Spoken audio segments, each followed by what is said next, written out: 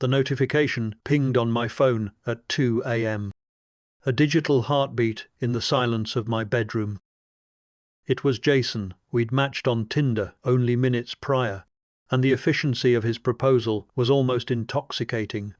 A dinner date at his villa on the outskirts, complete with a private car service. He sounded wealthy, confident, and exactly the distraction I needed. I spent the next day curating an expensive version of myself. A crimson dress that clung to every curve, heels that clicked with a sharp, rhythmic authority, and hair pulled back to expose a carefully painted face. When the black Mercedes pulled up at 7:30 p.m., the driver's stoic expression felt like a prelude to luxury. I didn't think twice about the isolation of the hills, or the way the villa loomed like a jagged tooth. The house was a masterpiece of modern architecture, all cold marble and floor-to-ceiling glass, and a chandelier that dripped light like frozen rain. Jason was waiting at the threshold. His smile was just a fraction too wide, his eyes tracking my movements with a predatory precision, a precision I chose to interpret as attraction. "Hope you felt comfortable," he murmured, his voice smooth, yet carrying a strange metallic undertone. An undertone that made the hair on my arms stand up. I laughed it off, stepping into the foyer. The air inside was unnaturally still, devoid of the hum of a lived-in home. We sat at a dining table that felt like a surgical theatre. The wine was crisp, the food was exquisite, and for a few moments the luxury felt real. But then the world began to tilt. My vision fractured into a soft, nauseating blur. Across the table, Jason's face shifted, his features stretching into a grin that didn't reach his eyes. He leaned in, the candlelight catching his sharp cruelty, and whispered the question that would shatter my reality. "What is your favorite scary movie?" Before I could find my voice, the floor dissolved. The pleasant warmth curdled into cold, sterile terror, a nightmare I hadn't yet realized I was living. The silence of the house wasn't empty. It was a suffocating weight that pressed against my eardrums.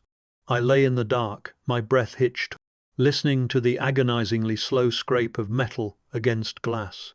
It was the sound of a window lock being forced, a deliberate, mechanical violation of my sanctuary. My bedroom had curdled into a cage.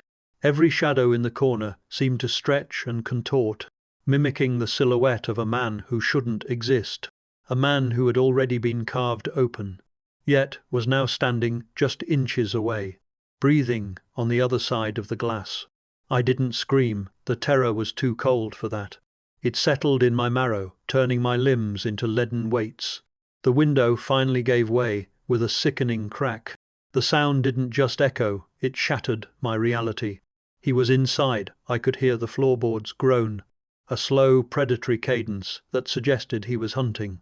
I huddled under the kitchen table, my knuckles white, clamping a hand over my mouth to stifle my heart. "Sydney, do you want to play hide and seek?"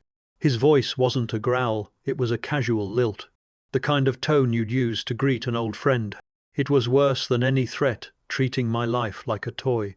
Through the narrow gap I saw his boots, heavy, mud-caked, and impossibly steady. He was scanning the room with bird-like curiosity, his hand finally clamped into my hair, dragging me out with a force that tore my scalp. The pain was a sharp, blinding white light. I didn't think, I didn't pray, I just reached for the blade. The steel felt cold and alien in my hand, a desperate extension of my own will to survive. I drove it into his chest, feeling muscle and bone, watching the light in his eyes flicker and die. The nightmare didn't end with the body, it began there. Because when the police arrived, the kitchen was pristine. The blood was gone, the body was gone. The air didn't even smell of copper or violence. It smelled of nothing at all. I was left in a house that felt like a hollowed-out skull. The doors locked, the windows sealed. 我发现我正趴在窗户边向外看，窗外除了沉重的黑，什么也没有。我正想关上窗户，却猛地停住了。玻璃映出的不是我的脸，而是一个陌生的、正在咧嘴笑的影子。I walked into the living room, the floorboards screaming, and there I found him. Bobby was slumped on the couch, his neck twisted at an impossible, grotesque angle. He was dead, his face frozen in silent shock. And there, resting on his chest, was a small pen drive, a digital taunt left behind by a ghost who refused to stay buried. The digital evidence left me paralyzed, but the real terror was waiting in the physical world. I sat across from her at the ramen shop, steam from the bowls curling into the air like ghosts. She was beautiful, perhaps too beautiful, a polished, curated version of the woman from Tinder. Yet the air between us felt thin, starved of oxygen. When I asked about her day, she replied peachy, her eyes never quite tracking with her warm smile. My own name felt like a foreign object in her mouth, a slip-up that sent ice down my spine. We had talked for hours online, yet in the flesh she was a stranger wearing a mask. Then the vibration in my pocket shattered the dinner. A notification from Tinder lit up the screen, and the blood drained from my face. David, where are you? I'm out front of the ramen place. My heart hammered against my ribs like a trapped bird. I looked up, my pulse thundering in my ears. The woman across from me sat perfectly still, her hands resting calmly on the table, no phone in sight. A second notification pinged, then a third, each one a digital scream from the sidewalk outside. I'm here, I'm waiting. I glanced toward the window, the glass reflecting the dim, flickering lights of the street. Standing there, bathed in the sickly glow, was a figure. I looked back at the woman, then toward the door. The realization hit me with the force of a physical blow. The person I was sitting with wasn't the one I invited, and the one waiting outside was my only defense against whatever trap had been set inside this room. The walls of the restaurant seemed to close in, the city noise fading into a deafening, rhythmic thrum. I realized I wasn't on a date. I was being hunted from both sides of the glass. The terror isn't just in the teeth or unnatural speed. It is the realization that the predator's most effective weapon is the comfort of the familiar. Why would a violent creature choose to mimic a date? It is not merely about hunger or the thrill of the hunt. It is a calculated psychological exploitation. By wearing the skin of someone I trusted, it bypassed every survival instinct I possessed. It turned my own desire for connection into a blindfold, leading me straight into the trap. Think about the motive behind this mimicry. It isn't just a disguise, it is a mirror. It reflects back the exact version of safety I wanted, making the reveal of its jagged form all the more devastating. The creature didn't just want to kill, it wanted to dismantle my reality before the physical strike.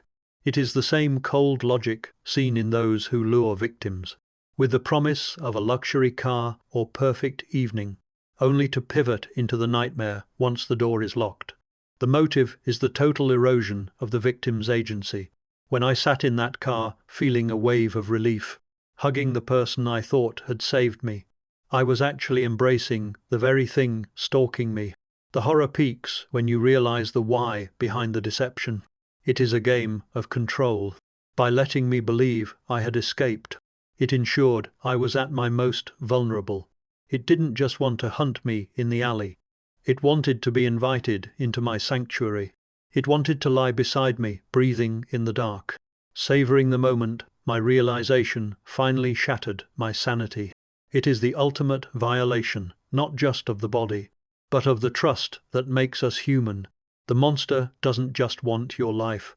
It wants to inhabit the space where your peace used to be, turning every quiet moment into a potential ambush. And as I lay there, staring at those teeth, I understood that the hunt never actually ended. It had only just moved into the bedroom. The confession hangs in the air, thick and suffocating, like the metallic tang of blood on a sterile floor. You see, the narrative of the tragic accident is fragile, and James just shattered it with a single jagged admission. He didn't just lose Mary to a clumsy stumble. He watched her lunge, felt the friction of her skin, and then, with a calculated shove, he erased her. The truth isn't buried in the staircase. It is etched into the very architecture of his guilt. Look at the way he reconstructs his reality. Every Tinder profile, every flickering image of a woman isn't a glitch in the app. It is the manifestation of a fractured psyche, trying to outsource its own horror. He projects his crime onto the digital void, hoping that if he swipes fast enough, he can outrun the ghost of his own making. But the mind is a cruel forensic investigator. It keeps the evidence in high definition. When he stands in that restaurant, trembling, mistaking a stranger for his victim, he isn't suffering from a hallucination. He is suffering from the inescapable gravity of a killer who hasn't yet accepted his own nature. And then there is the mirror. That moment of intimacy with Angela is the ultimate trap. He reaches out for a fresh start, a clean slate. But his own reflection betrays him. The face in the glass isn't the one he wants. It is the face of the woman he pushed, staring back with the cold clarity of a crime scene. He calls it a mistake, a moment of madness. But the forensic reality is far more clinical. The monster he fears isn't lurking in the shadows or hiding behind the screen of his phone. The monster is the one who crafted a story after the screaming stopped and the body went cold, a story that made him the victim. He wants us to believe he is the one haunted, the one pursued, the one who needs help. But listen closely to the cadence of his voice.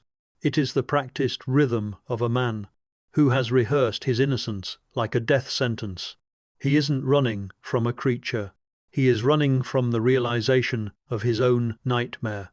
The hunt never ended because the predator never left. He is still standing at the top of those stairs, watching the light fade from her eyes, waiting to convince himself he didn't mean to do it. But the evidence is already in, and the verdict is written in the silence. He didn't just kill her, he killed himself, the version of himself that could ever be human again. The ambulance siren is a rhythmic, hollow pulse, beating in sync with the fading light of your consciousness. You lie there paralyzed, the plastic tasting of cold indifference. Through the haze you see her, Mary. She is huddled in the corner of the vehicle, her shoulders shaking with a jagged, rhythmic grief, a grief more violent than the impact that shattered you. She keeps whispering that it was an accident, a frantic mantra meant to ward off the truth. But the blood on her hands tells a different story.